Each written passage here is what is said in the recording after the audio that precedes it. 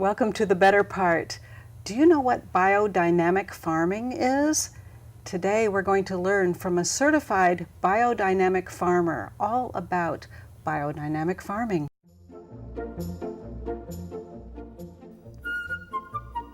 Welcome to The Better Part, a program that encompasses a diverse spectrum of topics important to our community, which we hope will both inform and entertain you. We invite you to sit back and enjoy the program.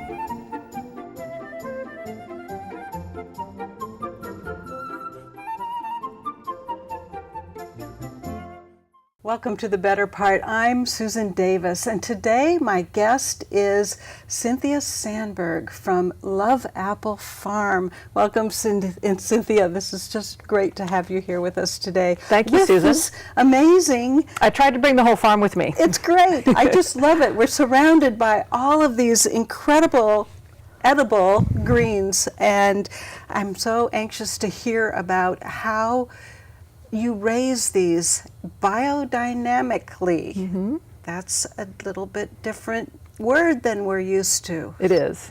So can you tell me a little bit about yourself.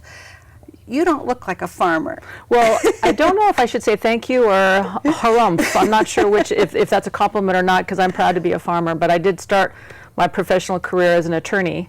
And that was a little bit of the dark side. Now I've come to the light side and am farming for a living and loving it, really enjoying farming for a living. Well, I can see how you would, because I've actually had the wonderful experience of being at Love Apple Farm, and it is idyllic. It is absolutely the most wonderful place. And we all know the word organic.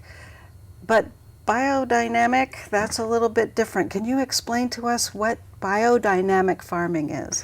Biodynamic farming is actually the granddaddy of organic farming. It was created by a gentleman by the name of Rudolf Steiner, an Austrian, back in the 1920s. He was approached by farmers in Europe looking to find out what was wrong with the crops in the fields and the yields and the increased pests and diseases that they were having in Europe. And they approached Steiner because he was a philosopher and a great thinker and a Renaissance man, very well esteemed in Europe. So they asked him if he could figure out what the problem was. And this was post-World War I, when they started to use a lot of petrochemical fertilizers on the fields. And he, after a couple of years of research, decided that there was too much of that going on, and we needed to harken back to an olden day where the farms were creating their own fertility with compost and animal manures and cover crops and treating the land and the animals in a more gentle fashion. And that was even before the term organic farming started up in the 1940s. So it's been around for about 100 years. And what is different about it than what we think of when we think organic? Well, there are some key differences. One, an organic farmer is not required to have animals on his farm, and a biodynamic farmer is required to have an animal component, so that we take the manures from the animal, compost them, put them out on the fields. Another basic difference is that we have to save our own seed. So the idea that Steiner came up with is that a farm is supposed to be a closed loop system. That they are supposed to create their own fertility, save their own seed, eat the animals that they grow, and in a reverential and loving fashion. They're supposed to feed the animals from the crops that they grow as well. And that closed loop system means that the farm relies very less and less on outside inputs. Mm. And if the farm can maintain itself in a holistic, sustainable fashion, then it can thrive and grow and be truly sustainable. Wow. That's so great. And being out there, it was so wonderful to see the animals that you have. So can you tell us a little bit about the different kinds of animals that you have on the farm, and what do they produce? Well, we love to have the animals on the farm. We grow a lot of laying hens, and those girls are giving us eggs, and they're giving us manure, and they're eating the bugs and that we give them to eat, and so we don't have to squash the bugs. The chickens do that. We also raise dairy goats and milk them and make cheese out of the milk. We also have honeybees. We have 6 hives on the property that we extract the honey from. And so the bees are doing their job. They're pollinating the crops. The chickens are eating the bugs. We're getting fertilizer and eggs from them. The goats are doing their job. They're eating the weeds, and they're excreting into our compost piles as well. And then we're getting cheese and milk from the goats as well. So it's a really nice holistic system that we have on the property. It was great to meet. I love meeting the goats. They're so cute. They are very affectionate. Yeah. And you also have worms. Wow, thanks for reminding me. That's a great question. Worms, the keeping of worms is called vermiculture, and that's one of the things that we do to add fertility and create our own fertility on the farm. So we have lots of compost piles, but we also have worm bins, and we've stocked them with red worms and wigglers that are excreting. They're going through a bunch of the effluent that comes off of our farm's extra squashes and things that are getting too big. We'll throw into the worm bins, and they eat it. They poop, and that manure is called castings, worm castings. It's some of the most potent and wonderful organic fertility that we could put on the farm. Wow. We love it. Yeah, it was exciting to see them too. I mean, the worm bin is big. Yeah, you can open it up, grab a big old handful of worms, and become in awe of the worm. Yeah, that was great. Can you tell us how you talk about field of greens, whatever, but they aren't really fields. The way that you have organized the farm is a little bit different than rows and rows and rows in a field that some people may visualize. Can you explain how you have designed the farm? Well, I had to design the farm based on the topography. So we are on a south-facing slope with very short terraces, and we have to grow on these terraces. Not only are there sloping terraces like this, but each terrace is kind of undulates. So if I put a garden bed every 4 feet on perpendicular to the hill on our sloped land, then they end up looking like garden beds that people have in their backyard. And one of the advantages of that is, since we're a teaching facility, we have all sorts of people on the farm taking gardening classes. We get to take them out on the terraces, show them exactly how to amend a bed, plant a bed, sow a bed, double dig a bed, and they can start extrapolating and say, well, Love Apple has 4 feet by 12 feet beds. I could have a couple 3, 4 by 12 feet beds in my backyard. And so everything that we do on the farm can be extrapolated and taken back to somebody's backyard garden, and that's why a lot of our students really appreciate coming to the farm, because it's very indicative of what they can do too at home.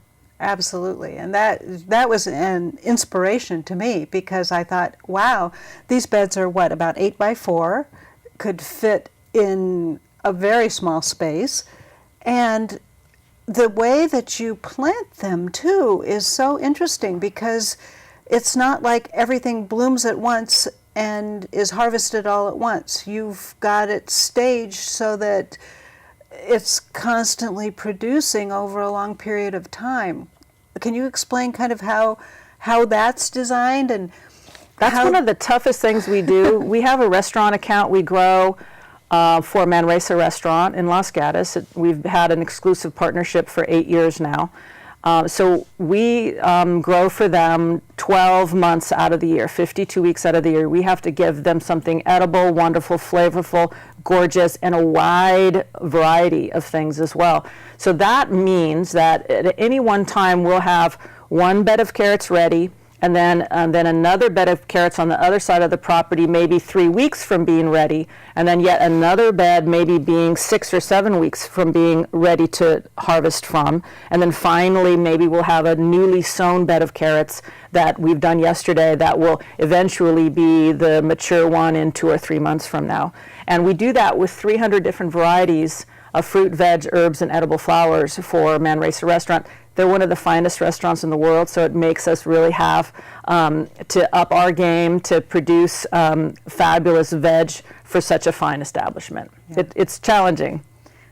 but so rewarding. And everything that's sitting here today in our studio is destined to be dinner tonight at Manresa. Yes. So that's exciting. And there's some really unusual things here. So can you kind of pick a couple of these unusual ones and explain what they are? Because I'm not sure that everybody thinks about greens in such variety, both for flavor as well as for color. And I mean, these are gorgeous. They're just beautiful. Thank you. These aren't even all the greens that we grow for the restaurant, but I brought some that I thought were particularly interesting. This one's called a red vein sorrel, and it's got a very lemony flavor to it, despite the fact that it looks green and red.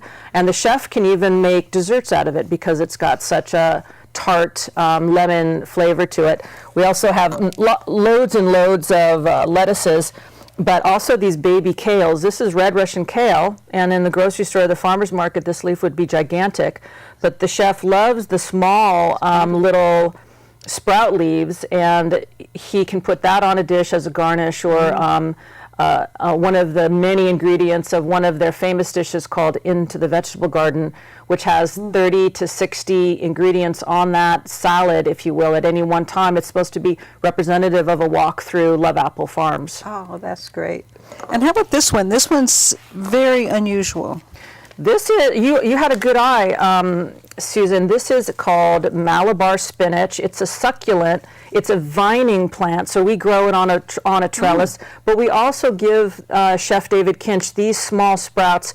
It's a fabulous tasting and visually appealing succulent with a red stem and a thick green, dark green leaf. So it's quite interesting for the chef to put this on a plate and have a lot of the patrons be the first time they've ever tried Malabar spinach. It's exciting for them and for the chef too to try and do something different than other chefs, other restaurants. And it's exciting for the farmer too, because I get to go find interesting ingredients for him and grow them, and hopefully nobody else is doing that for another chef in the country. Oh, that's great. Now the name of the farm is Love Apple. So I think everybody knows that love apples are tomatoes. Why did you name it Love Apple? Well, I used to be in a different location, and when I first started 15 years ago in Ben Lomond, my farmhouse was built by Harry Love, a minor figure in California history, and then I fell in love with tomatoes, and I just started being just a tomato grower. And I figured between Harry Love and Love Apple, meaning tomatoes, that was a good name for my farm. Perfect. I love it. I love it. I know that people are passionate about their tomatoes, so because it makes sense that it be called Love Apples. Yeah, yeah. And you produce a huge variety of heritage tomatoes. Yes, we do. We grow 100 varieties of heirloom tomatoes every year, and when I first started farming, that was a little revenue stream for me to sell my tomato plants to my neighbors. And now we have the largest tomato plant sale in California at Love Apple Farms. We're ending it this weekend because we've gone through the whole season and we've sold all the plants, and they're going out to good homes and being planted in Bay Area gardens. And hopefully we'll have tens of thousands of baby Love Apple Farms all around the Bay Area. Oh, I bet that's going to be awesome. And my sister-in-law actually has purchased tomatoes from you, and she told me that people can come and ask you what variety will work in their own situation, because of course different people have different exposures, and there's microclimates within the Bay Area as well as around the country and around the world. And so are there certain varieties that do better in certain locations? Absolutely. I think that when you start to realize that the differences among tomatoes are not only a culinary difference, but a climactic difference, then you can discern what varieties will do best in your climate. So for example, in the Bay Area of California, we have so many microclimates. One of them is right on the coast where you get a lot of coastal fog. Up in San Francisco, where the fog rolls in every day, people should be sticking to small fruiting tomatoes, like cherry tomatoes or something a little bit bigger than a cherry, maybe a golf ball size. that is going to give them a lot more fruit than if they were trying to insist on growing a really large beefsteak tomato. Those are for folks that have all day long sunlight, maybe in San Jose and the interior valley, anything that gives them a lot more sunlight. You're going to have to grow a bigger fruiting tomato. That's a good tip, because even in my own backyard, I have an area that's super sunny, and I've been able to grow bigger tomatoes, but then the front yard is not much sun at all, and only had success with the smaller ones. Well, at least you put the small ones in there, and that's really the way to do it. Put the cherry tomatoes where you don't have as much sunlight, and fog is a sunlight inhibitor. So as long as you put the large fruiters where the most sunlight is, and we feed the heck out of our tomatoes. We put all sorts of stuff in the bottom of our tomato planting hole. We put a fish head, we put worm castings, we put fertilizers, we put bone meal, we put all of these goodies in there to ensure that the tomato has a lot of nutrition as it's growing. And that's one of the keys to a great tomato and a so-so tomato. And when do you plant tomatoes in the Bay Area? Well, in the Bay Area, never before April 1st. If you're really by the coast with that fog, you could get away with April 1st all the way up till April 15th. And then if you're a little bit inland where it tends to get one last bit of frost in mid to late April, then you want to really wait until May 1st. If you're up in the mountains, Boulder Creek, Summit area, Mount Tamalpais, those areas, you really have to wait until May 1st to plant to be successul. There's a season for everything, and for tomatoes, it's the warm weather. That's what they really have to have. And is this planting by seed or planting the little It's stuff? planting the seedling, a tomato seedling. This is not a tomato seedling, but this is about the size that a tomato seedling would be when you plant it, and that would be your planting date. But when you start from seed, you want to start in either late January or February, about 8 weeks before you want to plant out. So if your planting date was April 1st, then you'd want to start on February 1st. Sowing your seed, and you do that indoors where it's nice and warm. You cultivate the plant, you talk to it nicely, you give it some worm casting tea, you give it lots of sunlight, you bring it inside at night where it's warm, and then 8 weeks later you'll have a gorgeous tomato plant to put out in your amended tomato bed. Great.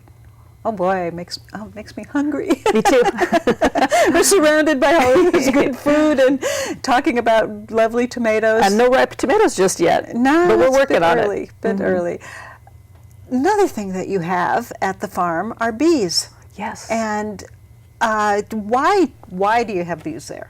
Well, we have, at the farm, you have to have more than one job. So the only thing that only has one job are my dogs. They just sit down at the feet of my desk. They don't even go and chase varmints, but everything else has to have at least a double or even a triple purpose. So the bees, they give us honey, they give us wax for making candles or whatnot. They also pollinate the crops. And with natural pollinators becoming less and less out there in the wild, we want to ensure that our crops get pollinated. And so we have 6 hives. A lot of the honey goes over to the restaurant, and they create lots of dishes out of the honey, including one of their signature cocktails called the Santa Cruz 75 has Love Apple Farm's honey in it. Oh, nice. So everything on the farm is used locally, and Manresa is very local. It's just a few miles away from the farm, so even the carbon footprint is so minimal. We try our best. We can't save all of our seed because of some cross-pollination issues, but we save as many seeds as we can. We do buy outside fertilizers, but we create as much fertility as we possibly can on the farm, and we include Manresa in our closed loop. And that means that we go twice a week and collect all of their compostables, bring it back to the farm, put it in the compost pile, get that going, add our animal manures to it. 6 months later, it's ready to go back on our growing beds. And it's a nice system. Perfect. Reducing our carbon footprint. Yeah, it's so great. It's so great for Love Apple Farm, and it's so great for Manresa, the community, the planet. It's just awesome. That's so great. Love Apple Farm is a education center as well as a cooking school. Right. You have all kinds of things happening here beyond growing this incredible stuff. What kinds of, well, first of all, it must take an army to run this. Well, it feels like it takes an army. We have 5 farm apprentices that live on the farm. They're learning how to be farmers. They're folks who are either starting out their career or they're transitioning from another career into farming. I call it a calling. I think you really have to want to work in the dirt and the bugs and the heat and the or the cold weather, pouring rain, in order to nurture something that sustains us as a family and a community. So they're living on the farm with me. They're working and learning, but more importantly, we have about 100 classes on the farm every year, and we started with gardening classes, and now we've branched out to cooking classes as well. We have cheese making, bread making, beer making for a little bit of fun and spirit. We also have, of course, traditional beekeeping. We have chicken keeping where people can learn how to keep their own backyard chickens. They take home 3 little baby girl chicks, feed, water, chicken coop plans. We teach them how to make their chicken coop predator-proof in the city. We have summer vegetable gardening, herb growing, perennial growing, all sorts of things. And then some higher-end cooking classes as well, like macarons, pad thai, chocolate truffles, things that are a little bit more fancy, but still a fun place to be on the farm, because then you can go out walking through the vegetable beds, and the instructor chef is actually gathering things from the beds for the classes, and it's a great respite during the middle of a class to go out and view the gardens. Yeah, and you also have a pizza class, you were telling me. We have a pizza making class coming up this Sunday, and we're going to be teaching that quite often, and the instructor is going to be able to teach students not only how to make pizza from scratch, make your own dough, yeast, have it rise, sauces from scratch, but also how to cook it not only in a traditional regular oven in your kitchen, but a wood-fired pizza oven. She's going to show that, as well as on a grill. So we've got 3 different methods of cooking the pizza. Yeah. And with good stuff on the top, I'm sure. That from the farm. From the farm. Yeah, we'll have arugula, we'll have eggplant, we'll have tomatoes, we'll have all sorts of herbs So from the farm as well. It makes my mouth water just thinking about it. That's so great. That's and then so you take a cheese making class, then you put the cheese on the pizza that you're making, and then you take a beer making class, and so your cheese from your goats, or an egg from your chickens on the pizza, vegetables on your pizza, and then accompanied it by a fine handcrafted homebrew beer. Perfect. That sounds great. And you eat it out in the picnic area, which you have at the farm. Yes, we do. Or in your own backyard after we teach you how to make all these things. Absolutely. Yeah. That's so great. It's so great. I was very impressed when I was out there that the apprentice that I met is a young lady. So how many women do you have apprenticing in proportion to the guys? That's a great question. You know, farming is enjoying a real renaissance, small farming, small organic farming, and it seems to be attracting a disproportionate percentage of women over men right now. And I don't know if it's because Love Apple is a woman-owned farm, and so I'm getting a lot of applications from women, or if it's just in general, other small farms are enjoying that kind of a different structure than tradition. So we see a lot of young women. We've got more women than men on the farm right now, and we seem to always have more women than men. And I enjoy it. It's great to mentor other people that want to be farmers. I keep wanting to say young people, but not all of our apprentices are spring chickens. We've had some middle-aged folks who have decided, you know what, farming is my calling. I want to give up the corporate world, and I want to be a farmer. And Love Apple is a great place to learn how to do that. So Quinn, what brought you here? Why did you decide to be an apprentice at Love Apple Farm?